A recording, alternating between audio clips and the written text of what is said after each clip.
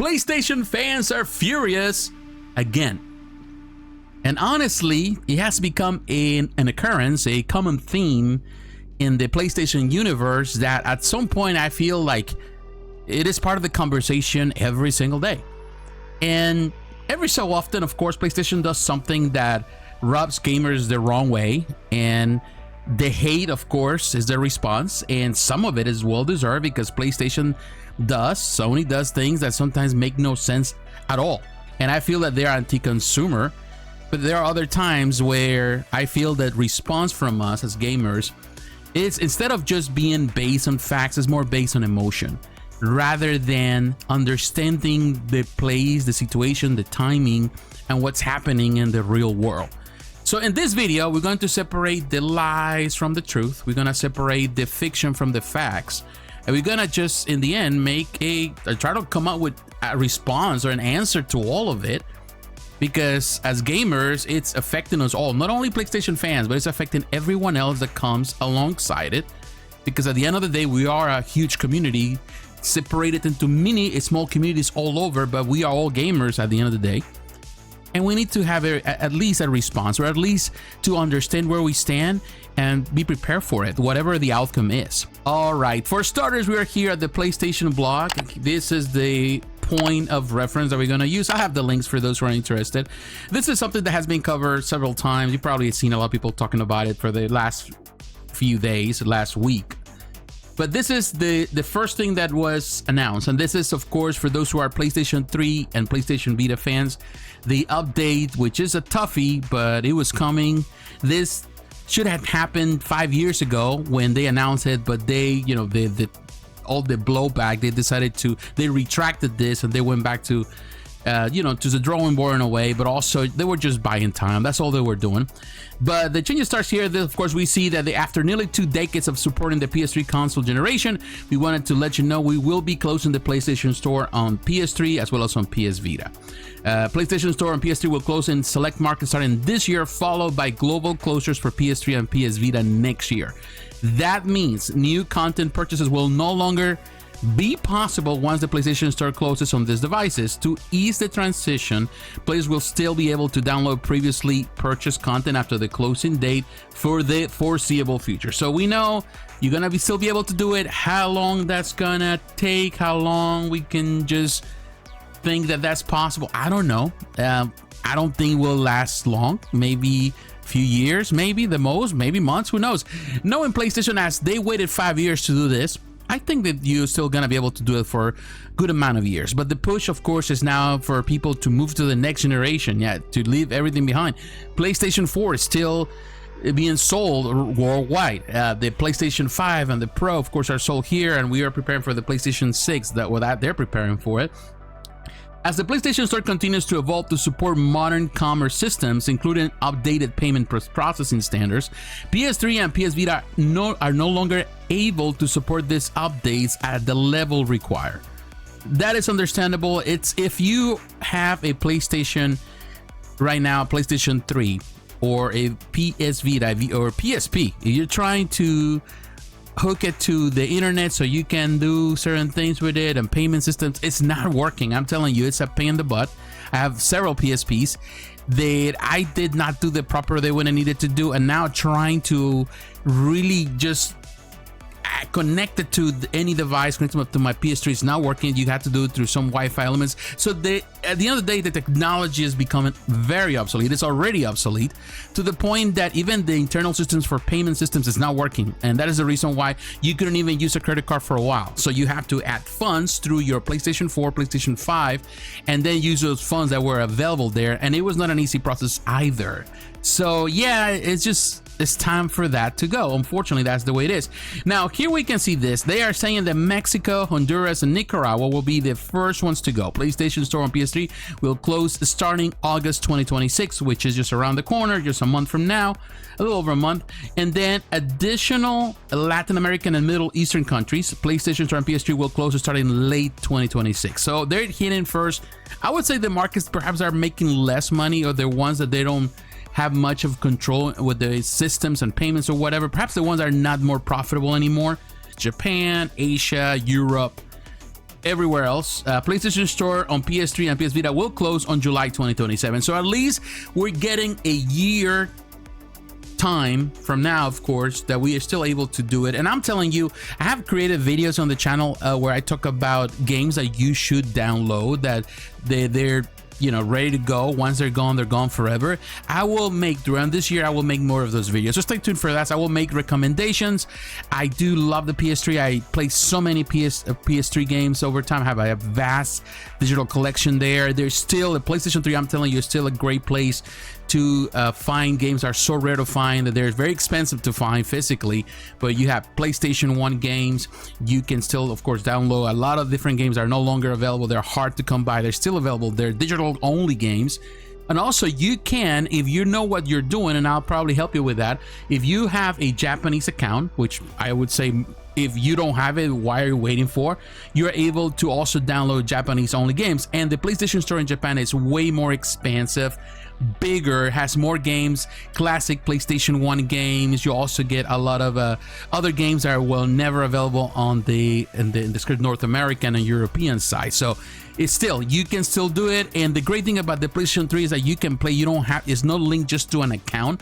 As long as you download it to a console, anyone who is registered on that console can play it. So you can still share it.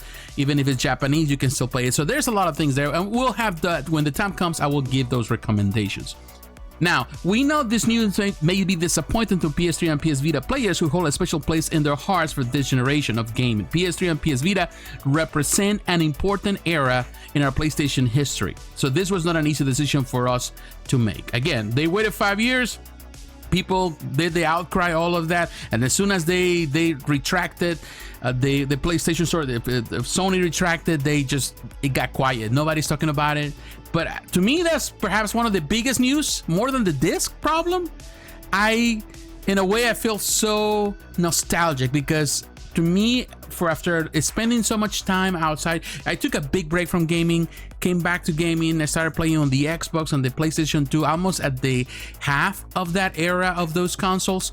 But then it was the PS3, the gaming console, that really engulfed me. I was so involved with the PS3 and then the 360. So it was, to me, I have so much memories, and I love the games. But the store is gone, or it's about to leave in a year. So I'm telling you, I'm going to buy, and I have an extensive collection, but I'm going to buy some games that I've been missing, or I just simply didn't have the opportunity to buy in time.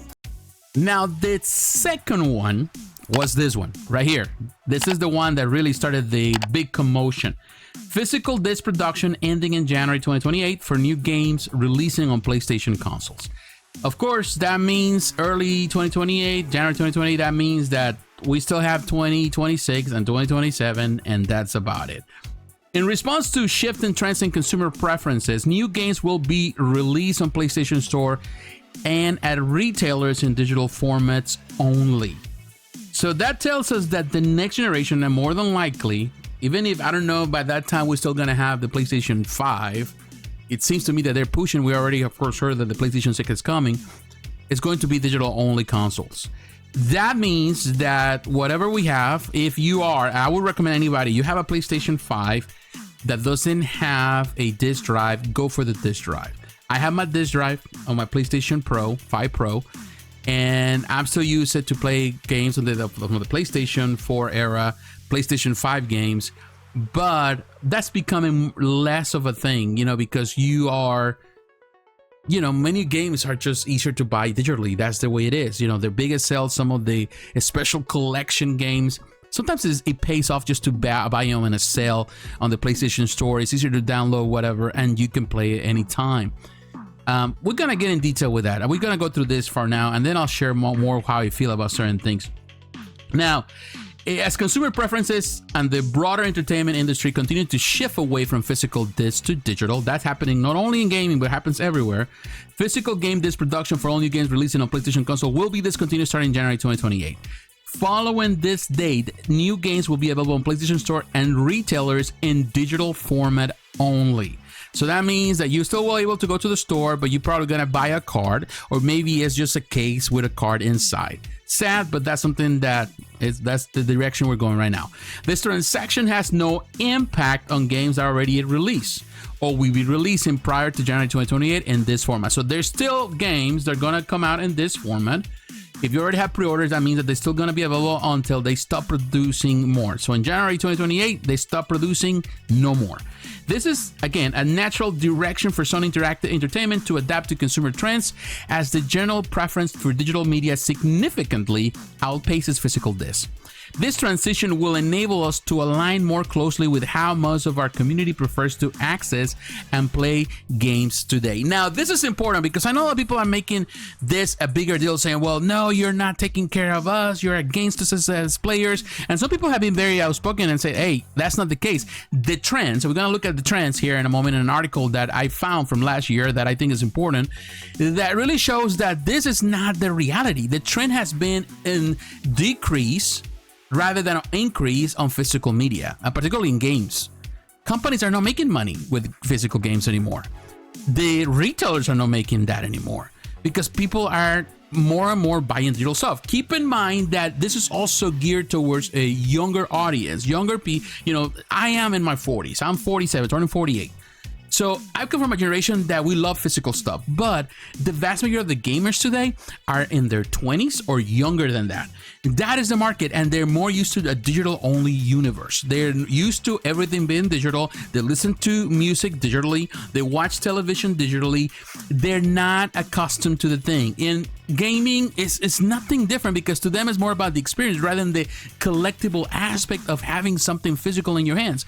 As much as I care about physical stuff, we have to keep in mind that they're moving with the trends, and the more people are buying, in this case, the ones that are more sustainable in their, I would say, in their structure of their business, are the young people. They're the ones that are going after. We got to keep that in mind. We got to be honest about it. It sucks to admit that you're getting old, that I'm getting old, but that is a reality, and we need to accept that in part. I'm saying that you have to accept it all, but we have to accept it in part. Now, we will continue to prioritize our resources to drive innovation in how players can access games and provide choices as to where players prefer to purchase new games. Whether that's at retailers or PlayStation Store, we remain committed to delivering a world-class gaming experience to our fans, and we thank you for your continued support. Of course, that's the same wording as I did with the other blog. So this is the reality. And of course, this caused a cascade of people online, which honestly, everybody has an opinion. And yes, when I read this, I feel sad. I'm not gonna deny, I feel sad. But when you look at the facts, you realize that they're not far from the truth. They understand the business better than I do, better than we do. But from their perspective, it's not feasible, particularly with the cost of production of things nowadays, as expensive as products are to manufacture. It's just not cost effective. Now, let me show you this article. As I mentioned, this is one that I found, and you can find them. There are plenty. There are some that have way more information, more data to give, graphs and everything. But this one is a simple one that, in my mind, it simplifies things. It makes it easier, more digestible, explains it to me as if I was 5. And I think this is, at the end of the day, it needs to be explained in a way that we can all understand. So the decline of physical media and why it matters. This is August 2025. So it's a year ago. Over the past 2 decades, we witnessed a dramatic shift in how we buy entertainment. From tangible DVDs, of course, we have seen Blu-ray, CDs, and game discs, to instant digital downloads and streaming. While this transition has unlocked incredible convenience and flexibility, let's admit it, it is convenient, it is flexible, it is also closing a door on the tactile, collectible world enjoyed by many. That is the sad reality.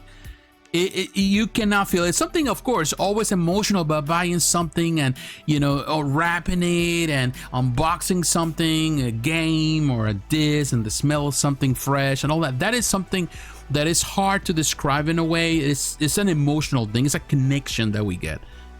But we have moved slowly into a world where this is no longer as needed. As fast as the world has become, as convenient as we want things to be, we move. Something that has been a decline in previous things like CDs, for example, music. We move from, I grew up in an era with, you used to hear LPs, you used to hear the big disc, the laser disc. I have seen it all when it comes about music, cassette tapes, You know, get to the place of the CD, which was an amazing experience when CD came. I love the CDs in the 90s. Then, of course, you know, you got Snapper, you got all the things that happened that changed the world. Now iTunes, Spotify, all of that now, it's just a different world. And to see LPs coming back as a collectible product, it's an interesting thing. People are collecting this. People are collecting tapes. But that is more of a collectible thing. It's a niche thing. It's not something that is so, you know, mainstream that people are buying.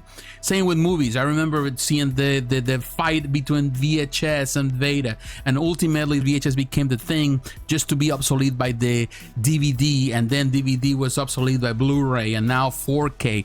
We have seen that. And then if streaming came and has also made 4K in a way obsolete, although it's the best way to watch something, but honestly, try to find a Blu-ray player or a 4K player with all the bells and whistles. You cannot find them unless you're willing to pay. The best 4K players that you can find, they're in the $800, $1,000. Instead of being cheaper, they're more expensive because they're niche now.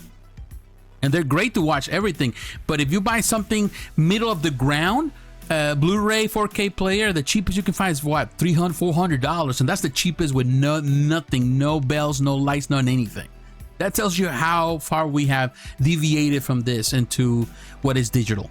And that is the way it is. You know, streaming in my home, I prefer to stream. I buy movies, but ultimately end up watching those movies on Fandango.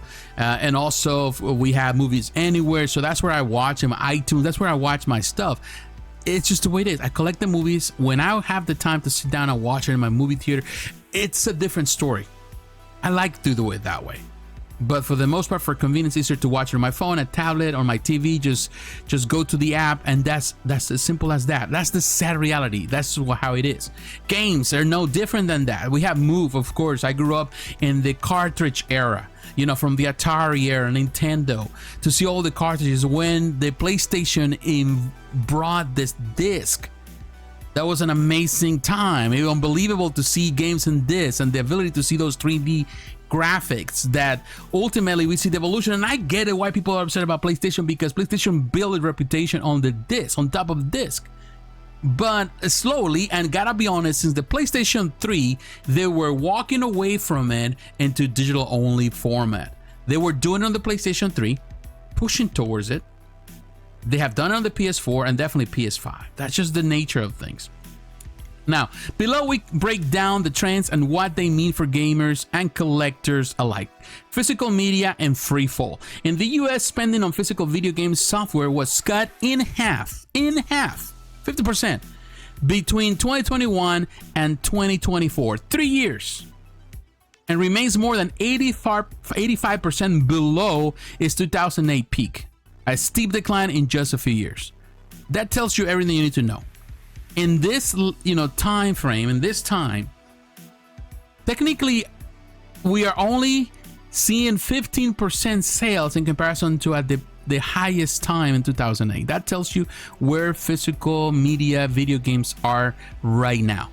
Meaning that the same people who are whining and complaining about not having physical stuff are not buying products the same way that they did back in 2008. Now, by 2018, physical video games accounted for roughly 17% of all game sales in the US. 70%, meaning that the other rest, talking about 83%, is what they spend digitally for all games. And that means whatever people buy in Steam, whatever people buy on the PlayStation Store, on the Xbox Store, on the, I wouldn't say the eShop, but yeah, 2018 the eShop was still alive, but Nintendo Store, this is where people are buying digitally. All game sales in the US by 2023, physical made up just 10.5. I don't even know why you care about that 0.5, but 10.5%, with around 89.5, which is 90%, is going digital. Same people who are telling you that they're upset and they're not going to buy anymore. They're not, the company's not losing. The same people that say, I'm going to cancel my pre-order, physical pre-order for Wolverine or GTA 6, are the same people who are not buying, they were not buying anyway. So make it make sense. Explain it to me like I'm 5. Like we talk the talk, but we don't walk the walk. And this is the reflection now. In the UK, box game sales dropped 35% in 2024 and now represent just 10.4% of new game purchases, part of a market that declined by 4.4% overall in 2024. So it continues to decrease. People are not buying more physical stuff, regardless if there's more collector. And I will tell you, lately I've seen a lot of collector edition stuff. I've been buying a lot of this stuff, particularly when Nintendo, I do it because Nintendo has kept they were pretty smart with the cartridge idea. Even though we complain about Nintendo, they have kept it so tight that they allowed to, in some way, markets like limited run games or some others to produce some limited things. And I do buy a lot of physical stuff from them because that's the way they build their reputation. You know, how controlled they are, one cartridge for one account, things like that. They did it. But PlayStation was always free for all. You can have one download and you can share it. Technically, it's always been the case in a way. Now, look at what movies. For example, physical movie media fell 23% with DVD sales down 86%. Now, you can go to Walmart, you can go to a store where you see this big bins full of DVDs that people dump in there for $5 and nobody buying. People passing. Nobody cares about DVDs. Only some weirdos. And I don't even buy these. I'm gonna retract that because I'm a weirdo and I've been buying. I also bought some DVDs for the special collections because there's no Blu-rays yet for that. I'm glad that the Master of the Universe is coming on Blu-ray, by the way, later this year. So I'm gonna get that because, you know, I'm buying the DVDs because that's all we have. Hopefully they remaster more stuff anyway. That's besides the point. Now, sales 86%. From their mid-2000 levels, while video streaming soared by over 1,200%, 1,200% by the early 2020. People are streaming, buying from streaming more and more and more. It's easier to buy something digital to watch it than just, you know, do the math. 1,200%. That's incredible growth. And we did it to ourselves. That's just the way it is. We allowed this to happen, occurred, and we benefited from it. We're the ones who we shot ourselves on the foot by supporting all of this from the get-go. So it's not necessarily PlayStation. Yeah, they push us in that direction, or any other company that have pushed us in that direction, but ultimately, we as consumers, we have embraced it. We're still doing it. So again, explain it to me like I'm 5. What is it that we're angry about? Who are we angry with? The companies or with ourselves? You know, we had to be very clear about that. Similarly, music formats such as CDs and vinyl account for only about 11% of US revenue in 2023, with its streaming dominating at 84%. And I gotta be honest, I just bought a new digital from Switchfoot. I love Switchfoot. I've been listening to him for years. Just bought it on iTunes. It's easier. You know, there was a collectible vinyl. I didn't buy it. You know, as cool as it sounds, it was easier to have it on my phone and listen to it while I'm driving. When I connect it to my car, through my Bluetooth, everything, I can listen to it when I'm just going with my, my headphones. It's just the way it is. That's where we stand right now.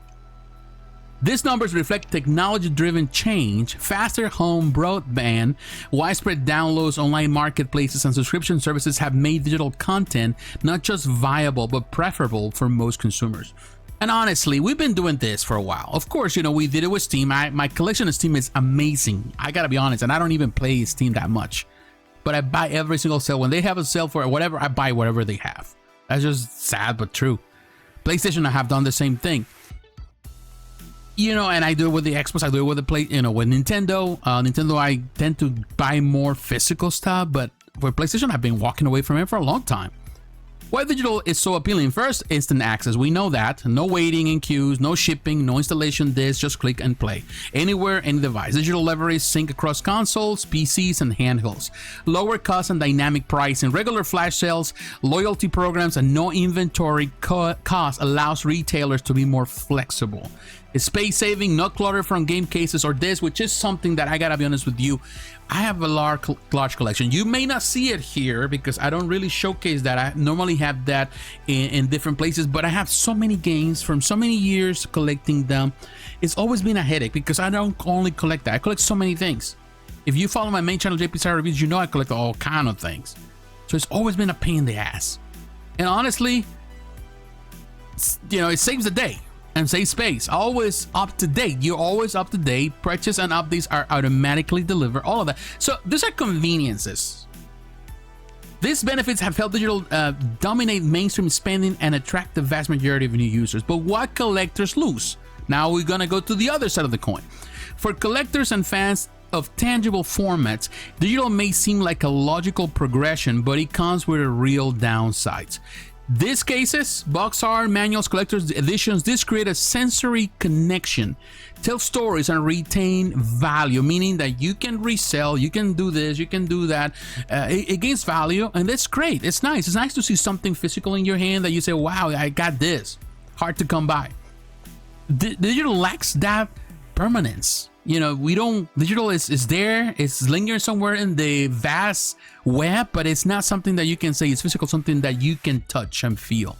So the reality is that things have changed, and I'm telling you from a perspective as a gamer, as a collector, it sucks, and it sucks big time. But this is something that we have done to ourselves by the decisions that we have made for the past 2 decades. This was the natural direction that everything was heading, and this is where things are. And if companies would make more money by doing physical stuff, they will continue doing it. But because it's not profitable enough, they're holding on to something that is, in a way, old school.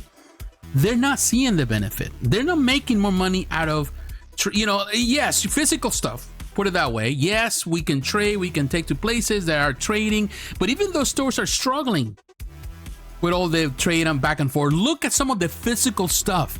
Try to go to some of those places. I've seen some games that, like 10 years from now, they were worthless. You could find, for example, the Wolverine game, the PlayStation 1 or the Xbox 360 version of the Uncaged edition. I was looking at it because I got rid of it a long time ago. I was looking to buy it again. And I was looking at the price. It's $100 for the game. And that's just one of many. There's many games that are way more expensive than that. When back in the day, you could buy them for nothing. Nobody cared about them. But now they're collector items, and of course this niche and YouTube has pushed people to buy and collect things, and people are collecting left and right, but that also has increased the price, but the companies are not making any money out of it. The companies want a piece of the pie. That's just the way it is. And the best way to do it sometimes is doing it digitally. Of course, that game is long sold out. There's no other place to buy it but physical, and that's just the way it is. But the reality is that who benefits from it? The stores, the little retailers, not the big companies. Companies are looking at the big picture. And at the end of the day, to be honest, we collect a lot of things that we don't pay. My catalog of games is so vast that I could have a lifetime, not many lifetimes, trying to play them all and never finish. That's the reality of things. Sometimes I have to kind of revise myself and say, why am I collecting this? Just because I want to have it? I need to have it? Or because I really want to enjoy it? And this is the part where we have to separate the reality of being a collector and being a gamer. You can be a gamer, but not necessarily a collector. You can be a collector and in a way not necessarily being a gamer. Yeah, you can be a gamer and collector at the same time, but are you a hardcore gamer? Because honestly, when you come to think of it, people who are talking about physical stuff, put it this way, they buy a lot of things. I say it all the time here on YouTube. They talk about this. The ones that are talking about like not having something physical. When was the last time you saw this that held all the game in one disc? Like if you want to play Red Dead Redemption 2, which is, by the way, a fascinating game, The Witcher 2, it's not all in the disc. It's just simply a key to download the game already there. That tells you everything you need to know. You want to play Cyberpunk 2077, it's just the key and everything else is a download. Any game, Battlefield, any Call of Duty, any large game, any game that we enjoy with the graphics that we love now, all this amazing technology, they're huge, 100 gigabytes or more. And all of that is downloaded. It's not on a disc. No matter how big the disc is, it's still not on the disc and everything is downloaded. So technically it just serves as a key. That tells you everything to know. All you have is an empty shell on the case with a disc that holds maybe just the key to access all. But that's about it. The only I would say the ones that will not benefit as well, of course, are the small producers, the small indie developers that are still selling physical stuff and a disc and everything fits there. That's fine. But gamers who understand, like every time I turn on my PlayStation, there's always gonna be a download, always an update. because we love to play online. That's become more and more part of the trend. Yes, unless you're a loner, you want to play games on your own. Nothing wrong with that, because I do that too. But most of my experiences, and most gamers, the vast majority of gamers, they would rather engage with other people online. That is just the reality, and there's nothing wrong with that, because back in the day, we engage physically with people. I used to go to the arcades. I love to be in the arcades. I was there every single day after school. I was there in the evenings. I was there on the weekends. I had a lot of friends there. That was my engagement. But now we don't have arcades anymore. So the arcade, the universal arcade of this networks, PlayStation, and so on, all the servers have become the place where we hang out with other people and have friends, and we talk and we chat and we have fun. So let's keep things in perspective. Now, I'm not here to judge the decision of people to hate on this. Everyone has and deserves to have an opinion, honestly. But let's be honest with ourselves. We push ourselves to the limit. Now we're dealing with the consequences. And whether we like it or not, this is the direction things are going. If you want to deprive yourself from playing Wolverine or GTA 6 because, hey, you feel offended, then by all means, it's your money. But the numbers don't lie. You were not buying anyway. You know, prior to it, you were not buying enough physical stuff for them to justify to keep having a disc on the console. Let's be real. And that's the reality of it. As a gamer, it sucks to me. It hurts. It's the end of an era. I have so much fun. I enjoy every single, from the PlayStation 1 all the way to now PlayStation 5, being able to play those discs. It's been an amazing ride. But it was never meant to be forever. Unfortunately, that's the way it is. But what is meant to be forever is the experience of gaming. Not the console, not the physical media. To me, is the experience of gaming. What I do remember the most is not having the console in my hands. Well, I remember opening and enjoying it like everything else. And things dying out. You know, all consoles die out eventually. Some of them die out sooner than others. And the yellow light of death, I got out of the PS3, sucked. But you end up moving forward with whatever it is, because games come. And if I go back, I was playing the other day the PS3, honestly. And I was watching the game. I was playing the games. I have, they look so different. They used to look amazing back then. I used to love it. But now they don't look the same. Of course, now we have 4K and we see things differently, and we have remastered versions of games, so they look better now. How are they going to look from now, 10 years from now? What are we going to see 10 years from now about the experiences that we have today? How it's going to be? I don't know. We have to wonder. I wonder every day. And at the end of the day, I have to come to a place where I say, do I want to keep buying and collecting, buying and hoarding, rather than enjoying the experience? So we all have to make a decision. And I'm not here to tell you what you need to do with your life or with your money. And if you love to collect things, by all means, collect them all. Collect them all. But gaming is more than just collecting. It's about enjoying experiences. It's about discovering. It's also about socializing in a way, and to create new experiences and just have memories. Build those memories with your friends, family, and by yourself. And believe me, I have too many experiences to share. I have so many moments that I have enjoyed that in reality, gaming, that it didn't have nothing to do with having a new collector or a disc or inserting a disc into it. It was more than that. It was just the experiences of being involved, engaged into that experience of that game. And I'm all for it. I'm going to continue to support what I can support. I'm not saying with this I'm giving a pass to PlayStation. I think PlayStation still need to do a lot of things, because like you can see with the PlayStation 3 and the PS Vita, everything comes to an end. When it comes about digital stuff, you cannot retrade back. You cannot stop. But once they close everything, once you cannot download things, you're done. If something happens with your PlayStation 3 and you have no way to access your account for any reason, you're done. You're done. Everything, all the money you spend is gone. So they need to do something. Also, I would say Xbox, and I have a lot to say about Xbox as well, but right now this is PlayStation. This video is about PlayStation, and PlayStation has made decisions, of course, where it make it difficult for people to carry their digital collections to the next console. They didn't do it with the PS3. The PlayStation 4 has done it, but are they going to be able to do it on the PlayStation 6? There are things there. Xbox has been better at that. Be able to carry your digital collections as you go. I think that's something that they have to work on.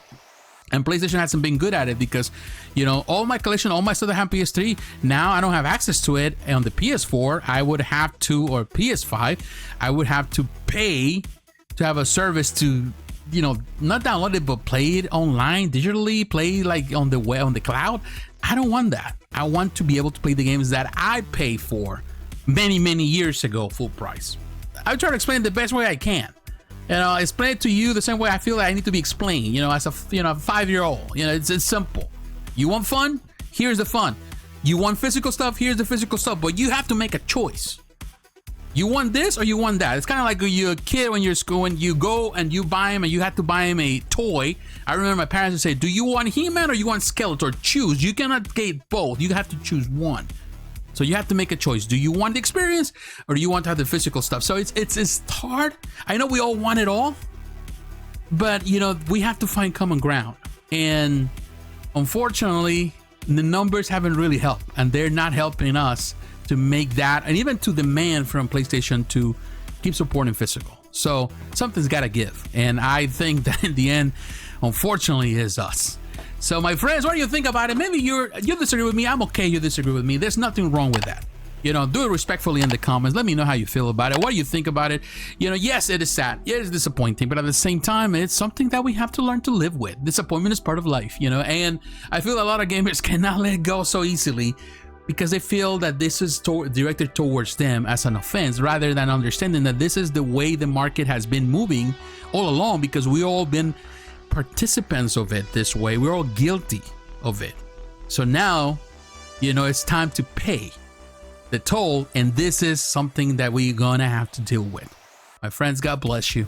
Take care, and I'll talk to you again. Bye-bye.